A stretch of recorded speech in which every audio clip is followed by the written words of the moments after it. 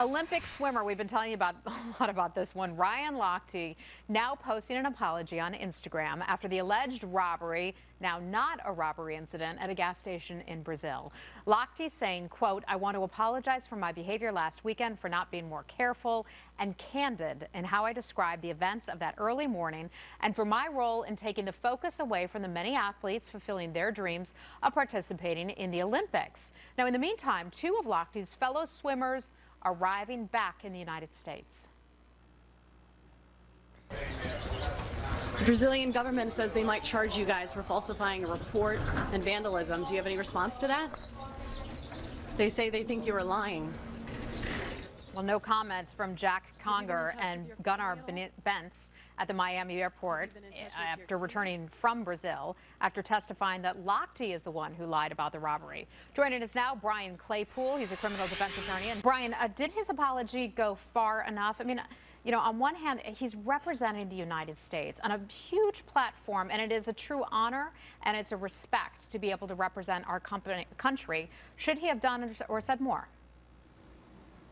Well, Heather, the apology by Ryan Lochte is well short of the consequences that he should face as a result of lying to law enforcement. This is much bigger than Ryan Lochte. I'm a single father of a 10-year-old girl. She's watched the Olympics with me. She's aware of what happened. She's asking me, "Hey, Daddy, what happens when you lie? Don't you tell me there are consequences?" I mean, the bigger message here is what are we saying to the youth of the United States and internationally? We're saying it's okay as a public figure to go out and party all night, go vandalize property, and then lie knowingly about what happened to law enforcement, and then face zero consequences. What does that tell the youth, Heather? But Brian, that's the bigger issue here. A lot of Americans might be able to relate to this. You're in a country that's dangerous, that certainly has a certain amount of corruption, that's known for its crime. Yeah. A stranger points a gun at your head. They start demanding money of some sort. We know that that took place.